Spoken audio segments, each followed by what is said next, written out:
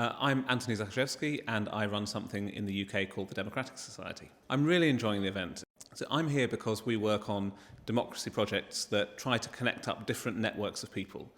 We believe that you can't create a single platform for democracy. You have to bring together lots of different conversations. And that's an EU problem as much as it's a UK problem, as much as it's a local problem. And we're here at CAPS to talk about our work on opening up EU policy making, but also to get some good ideas about how you can open up local level politics and connect up those networks. I think one of the things that we can bring is a real experience of government. I used to be a civil servant. I spent 14 years in the UK government, so I've got no illusions about how it works and what the real pressures are that act on politicians. But also I hope we can bring some of the stories that we've got from developing projects over 6 years that try to bring people and politicians closer together.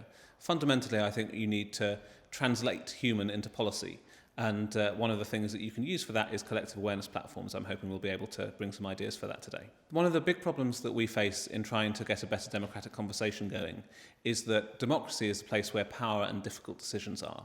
And therefore it's full of people who are trying to influence things for political or partisan ends, or even for personal benefit.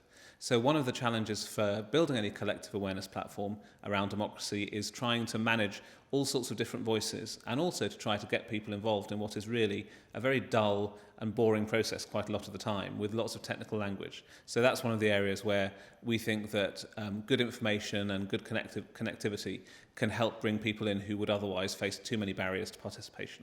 I think the biggest challenge that we're facing for tomorrow is trying to get past what feels like a very stuck politics at European and national level. It's funny we should be having this conversation today when there's a Eurogroup happening on Greece. You know, there is a sense that the old institutions aren't living up to their promises and the new institutions don't exist yet. I think the new institutions can be built, but that'll only be done in a collective way. And so I feel the biggest challenge is to understand how we can make that happen. I think the opportunity is there to create something that is a properly participative politics, something that works both for the individual citizen but also works in communities to enable them to create solutions that are well tailored to what they want to do, rather than just having to accept the standard model that's sent down by Westminster or by Paris or by Berlin. It's the first time I've been at the CAPS conference.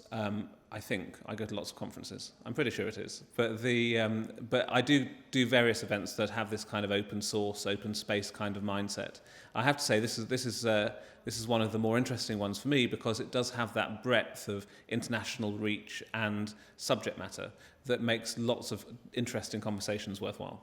I don't know whether there's anything I'd say that was missing at this stage. I mean, we're only halfway through, but I think the sense that I have is that there are lots of good people having good conversations.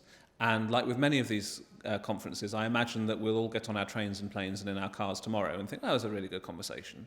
But I wonder what beyond the very formal, very intensive bidding system, what structures there are to permit continuing participation in CAPS that actually fits in with people's lifestyles, fits in with the way in which these networks and connections naturally happen in countries.